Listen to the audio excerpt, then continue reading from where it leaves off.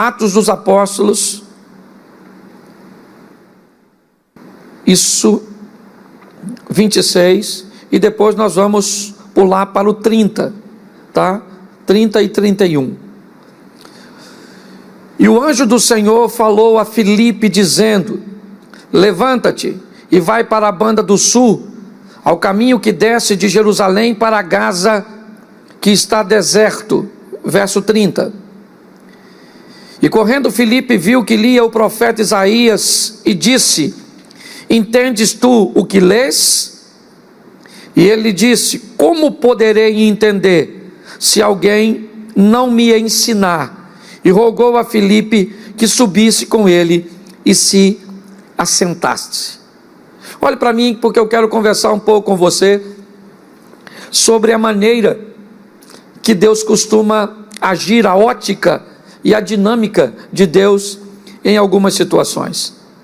Havia uma festa em Jerusalém, e eu confesso a você que eu não sei o que um etíope está fazendo em Jerusalém. Aproximadamente 4.000 quilômetros separam os dois lugares. A Etiópia da atualidade, né, de Jerusalém. Provavelmente era alguém que estava vivendo mais próximo, né, do Egito na época em si, porque para se chegar à Etiópia hoje de Jerusalém tem que passar pelo menos, né, se for de carro e balsa, por Egito, Sudão e Etiópia. Mas eu quero mostrar a você algo muito precioso que está acontecendo aqui. Um anjo diz a Filipe: eu preciso que você desça um pouco de Jerusalém para Gaza, na direção de Gaza, rumo ao sul. E nesse caminho deserto, você vai encontrar alguém. Era um propósito de Deus. O etíope está voltando para casa, depois provavelmente da festa da Páscoa, da adoração em Jerusalém. E ele está voltando, e ele senta na sua carruagem, e Filipe encontra, e presta atenção no que ele está fazendo. Ele está lendo um trecho da Bíblia, do profeta Isaías, e ele está fazendo a leitura, né, em voz alta.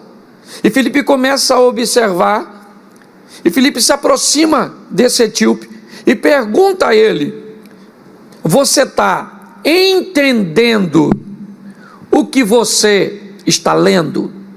Presta atenção, porque parecia que ele estava fazendo já tudo certo. Se ele já está lendo a palavra de Deus, vamos dizer, isso já é sensacional. Mas muito mais importante do que ler simplesmente, né? Nós estamos aí na leitura da Bíblia, no desafio de 100 dias, para lermos a palavra do Senhor. Daqui a 5 dias, me parece 4 ou 5 dias, nós vamos já estar com 70 dias lendo, só faltando 30 para terminar. Mas muito importante lermos, sim, é louvável. Mas Filipe faz uma pergunta: você entende o que você está lendo? E aí o etíope diz a ele: como é que eu vou entender se não tiver alguém para me explicar? Eu quero conversar com você hoje sobre essa maneira de Deus pegar, às vezes, pessoas tão improváveis e dar a elas missões bem intrigantes. Eu fico imaginando, se nós estivéssemos no lugar de Jesus, se nós estivéssemos no lugar de Deus, dificilmente, usando os nossos critérios humanos, nós daríamos oportunidades às pessoas que Deus e que Jesus acabou dando. Dificilmente nós escolheríamos Pedro para ser o líder de nossos apóstolos. Dificilmente nós escolheríamos Judas para ser o tesoureiro da equipe. Quando olhamos para essa estrutura, eu queria que você entendesse isso, sabe? Por isso que isso veio ao coração, porque às vezes nós lemos, mas nós não entendemos como Deus age, como Deus trabalha, e muitas vezes ficamos bem contrariados à sua maneira de agir. Por exemplo, Deus leva um ente querido nosso, nós ficamos extremamente frustrados, porque essa pessoa morreu. Será que Deus não tem misericórdia dessa pessoa? Preste atenção. Uma pessoa, quando morre em Cristo, ela morre para mim, para você, mas ela não morre para Deus. A nossa mente pequena sente a perda e está tudo jóia. Hoje foi um dia dificílimo para mim, né? Um dos dias muito difíceis depois que eu perdi meu pai. Hoje foi desafiador. Eu não tinha parado de frente à casa dele, né, desde que ele faleceu, mas ontem eu fui levar e buscar minha esposa lá, e eu tive que parar na frente. Eu acho que isso me deu sabe, hoje foi um dia desafiador para mim no que diz respeito a isso. Mas preste atenção, independente, meu pai foi com 87 anos, mas independente de ser alguém de 18, de 2, um recém-nascido, um cônjuge, nós temos muita dificuldade. Por quê? Porque a pessoa morreu. Será que Deus, né, ela só morre para mim, para Deus não. Para Deus ela não morre. Infelizmente algumas, né, vão, depois de sua morte, estar separadas de Deus, mas por uma escolha. Mas quando nós olhamos a maneira de Deus agir, é isso que eu quero ajudar você a entender, porque é isso que Felipe está perguntando ao eunuco. Você está entendendo? Ele disse: eu não vou conseguir entender se alguém não me explicar. E o que eu quero mostrar a você hoje são 3 textos bíblicos muito simples, e o primeiro deles é do etíope. O que Deus quer com esse etíope? A mesma coisa que ele queria com a mulher samaritana, e a mesma coisa que ele queria com o gadareno. Eu quero olhar que o que Deus precisa é de uma pessoa disposta a fazer o que ninguém está fazendo, para que ele consiga realizar seu projeto. Ele precisa alimentar uma multidão, quase 10.000 pessoas. E o que ele precisa? De um menino com 5 pães e 2 peixes. Uma pessoa disposta a entrar em cena e fazer a diferença pode mudar todo um contexto e toda uma história. Nós estamos olhando um etíope que vai a Jerusalém para um momento de adoração, e ele está voltando para casa. Mas na volta para casa, o anjo aborda Filipe e diz: ele não pode voltar do jeito que veio. Eu preciso enviar para a Etiópia, né, para os termos do Egito, como queiram, alguém, né, infectado, né, uma palavra que talvez seja bem atual para a gente aqui, bem real. Alguém que leve com ele essa semente do Evangelho, leve no coração o Salvador. E quem ele vai escolher? Um etíope. Depois, se você quiser saber mais referências sobre isso, querer ouvir um pouco mais sobre o que a Etiópia provavelmente viveu depois da chegada deste moço ali, fique à vontade. Mas aqui eu me detenho apenas em mostrar a você que basta uma pessoa, basta uma pessoa na família, basta uma pessoa no trabalho, basta uma pessoa nos negócios, basta uma pessoa na igreja, basta uma pessoa. Às vezes nós gostamos muito de dizer: onde 2 ou mais estiverem reunidos, ali eu estarei. Perfeitamente de acordo, mas queria lembrar você que na cova dos leões, Daniel estava sozinho. Na cisterna, José estava sozinho. Ou seja, quando alguém resolve se posicionar e fazer a diferença, Deus entra em cena. Esse homem está voltando para casa, mas ao voltar para casa, o anjo disse: encontra com ele. E quando Filipe o encontra, Ele está lendo algo que não consegue entender. Filipe se senta na carruagem, explica a ele, a carruagem está andando, né? E aí eles chegam próximo, provavelmente a um córrego, e Filipe o batiza naquele momento, e ele volta para a Etiópia.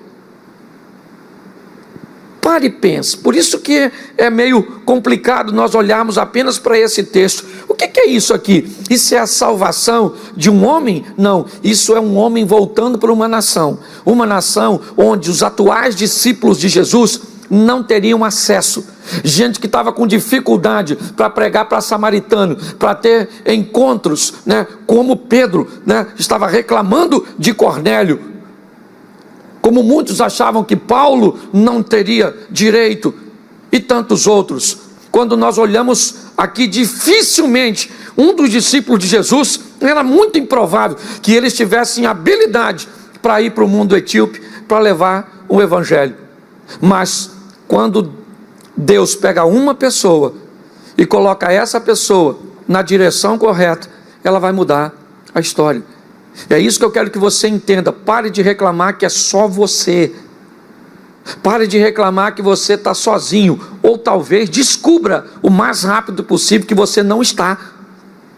Porque essas desculpas não vão levar você a lugar nenhum. Quando nós olhamos para outro texto, Marcos capítulo 5, verso 18. Põe para mim aqui, Marcos 5, 18. Isso. E entrando ele no barco, rogava-lhe o que fora endemoniado, que o deixasse estar com ele. Verso 19. Jesus, porém, não lhe permitiu, mas disse-lhe: vai para a tua casa, para os teus, anuncia-lhes quão grandes coisas o Senhor fez, né, te fez, e como teve misericórdia de ti. Olha para mim aqui. Marcos 5. Jesus acaba de chegar no território de Gadara, o lado leste do mar da Galileia, o território de Decápolis. Lá não tinha comida para eles. Lá o porco era o elemento de sacrifício a deuses pagãos. Provavelmente os discípulos não sabem o que vão fazer lá. Já era tarde, como Marcos descreve no início, né, do capítulo 4, no verso 35, e sendo já tarde, convidou Jesus a irem para o outro lado, para o território de Decápolis. Uma tempestade, tantos desafios. Nós estamos gravando, eu até lembrei, Eduardo está aí, né, olhando para esse texto, né, Jesus conduz um barco que enfrenta uma tempestade. Nós estamos trabalhando essa questão, né, do curso de casais em alta performance, e o primeiro capítulo é: as pessoas não querem, né, ou o mundo não quer saber dos temporais que você enfrentou. Eles querem saber se você trouxe o barco. Jesus enfrenta temporais, mas o barco chegou do outro lado. E lá, o que tem lá?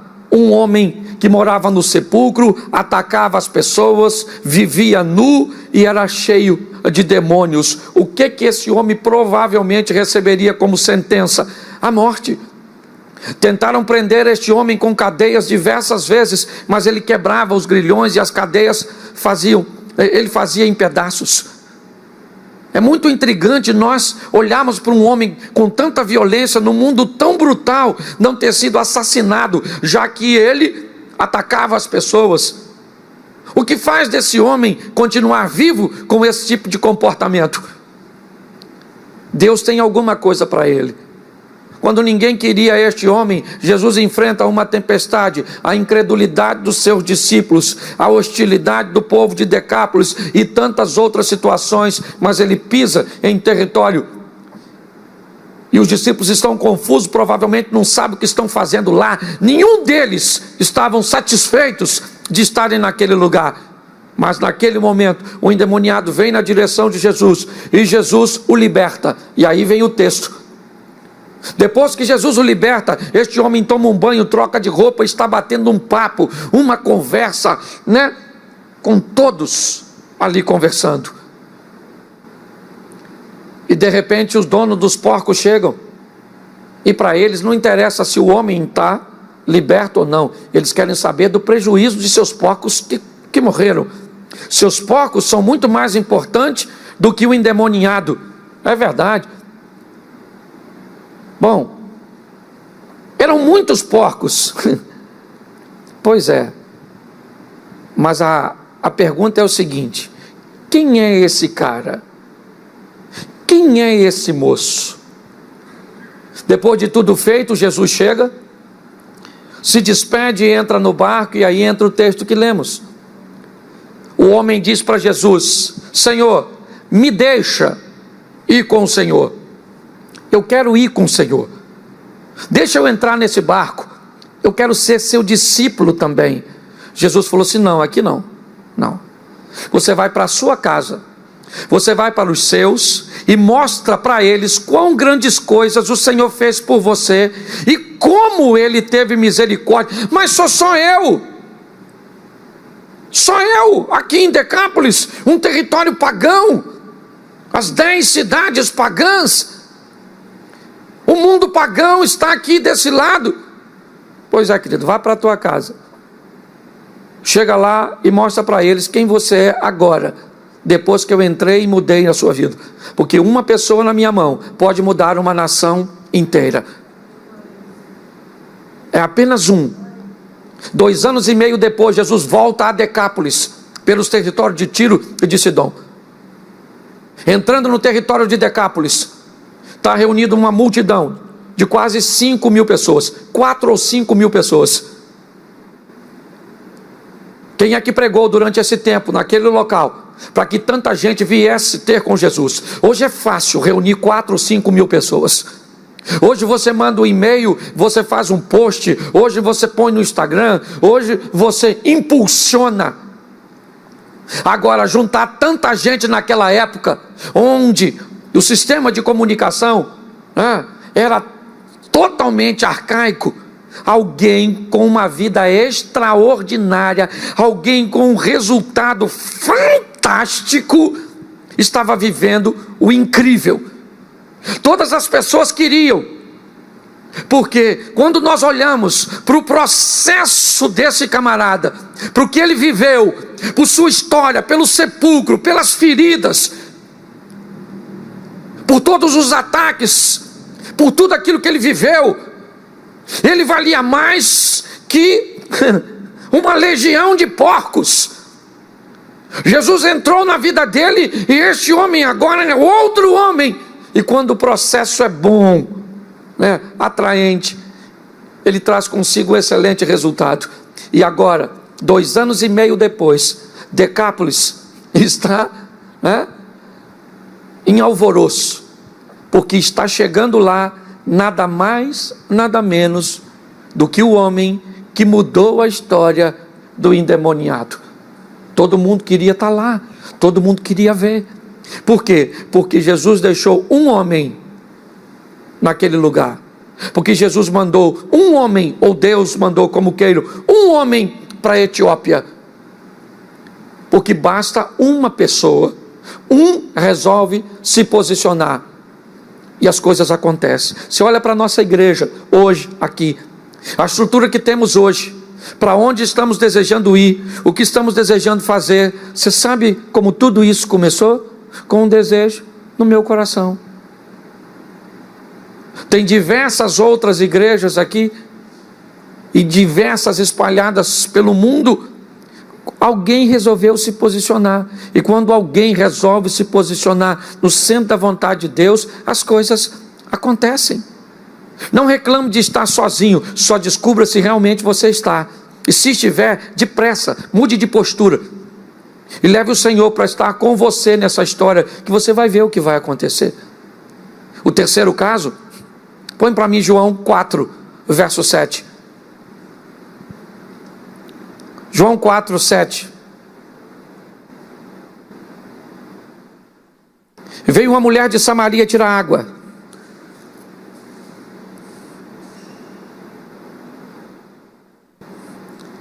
Põe o 28.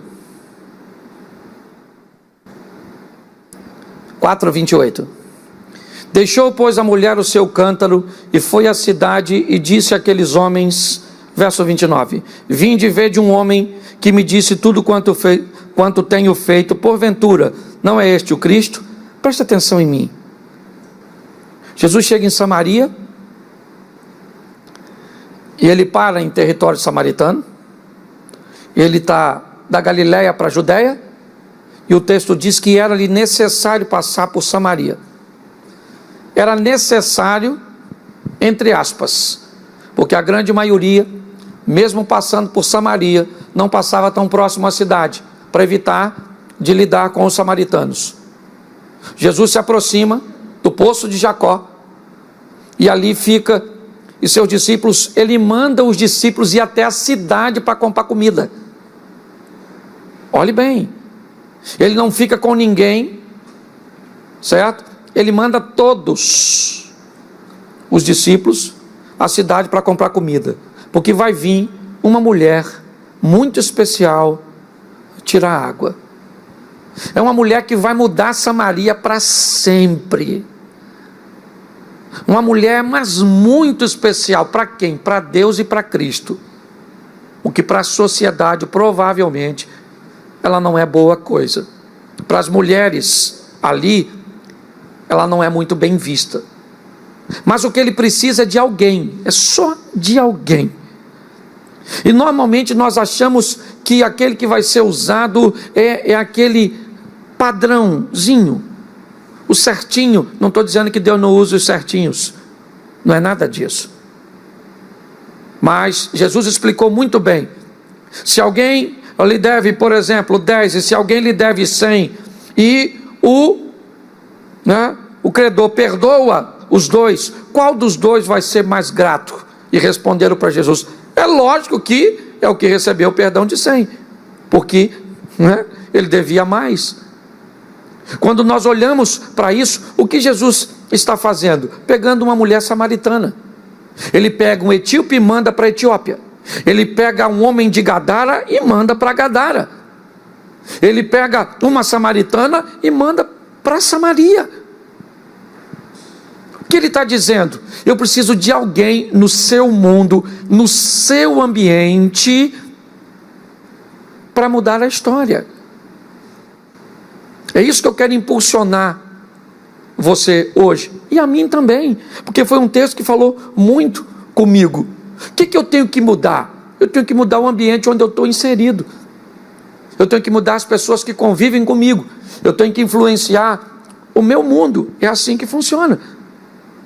Eu queria que você parasse para pensar hoje e entendesse que se você está sozinho, é um problema sério. Porque o gadareno estava sozinho por um período, mas depois tinha mais de 5.000 pessoas. A mulher estava sozinha por um período, mas 3 dias depois, Samaria inteira já estava recebendo Jesus e não querendo que ele fosse embora. O etíope, eu não tenho tanta informação sobre ele, mas é alguém que vai para levar a palavra. Num ambiente onde as pessoas estão falando tanto de isolamento, de solidão, de tristeza, eu queria que você entendesse isso hoje. Aproveite essa fragilidade, aproveite esse momento, para que você consiga descobrir o que Deus quer tirar de tudo isso. Porque a Bíblia diz que todas as coisas cooperam ou contribuem para aqueles que amam a Deus.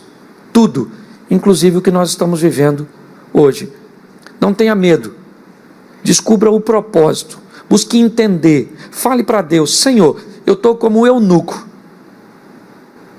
eu não estou conseguindo entender, eu preciso que me explique o que está acontecendo no meu mundo. Porque quando nós falamos de mundo, nós temos 2 visões. A primeira é a global, o que acontece no mundo. O que acontece no mundo não me atinge. Atinge, basta uma queda da bolsa, uma mudança no preço do petróleo e tantas outras coisas. Isso afeta diretamente, afetou o dólar afeta tudo que é importado, até chegar em nós, tudo nos afeta. Isso é o mundo global, mas fora isso, nós temos um mundo particular, o nosso mundo, aquilo que é personalizado, cada um tem o seu, os nossos negócios, a nossa família, os nossos relacionamentos, o nosso mundo. Pare e pense, o que estamos fazendo, em primeiro lugar, com o nosso mundo, o particular, e posteriormente, se você tiver poder de ação, com o mundo num todo. Não perca a oportunidade de viver o incrível, porque Deus está procurando uma pessoa. É só alguém para se posicionar. Se posicione, porque Ele precisou de uma samaritana para atingir Samaria. Ele precisou de um homem para atingir, Gadara ou Decápolis. E Ele precisou de um etíope para atingir a Etiópia. Precisou de um José para atingir o Egito. Precisou de um Daniel para atingir a Babilônia. Precisou de uma menina para atingir a Síria. Ele precisa de uma pessoa.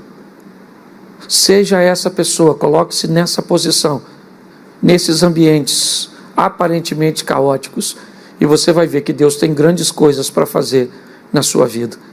Eu queria que você fechasse os seus olhos. Pai, em nome de Jesus, às vezes, ó Pai, nos escondemos por detrás de desculpas, alegando que estamos sozinhos, que temos poucos recursos, mas aprendemos hoje que quando alguém se posiciona, ó Deus, se coloca na brecha, se coloca na postura, o Senhor pode fazer grandes coisas através de uma pessoa só. Em nome de Jesus, ó Pai, e que nós sejamos essa pessoa para mudarmos o nosso mundo, o ambiente onde nós estamos inseridos, ó Pai. Em nome de Jesus, abençoa as pessoas que se sentem só, as pessoas que perderam a esperança, as pessoas que estão olhando para essa situação como o fim de tudo, Pai. Em nome de Jesus, que elas venham entender que esse ambiente é um ambiente propício para grandes coisas acontecerem. Te damos graças por tudo, Senhor.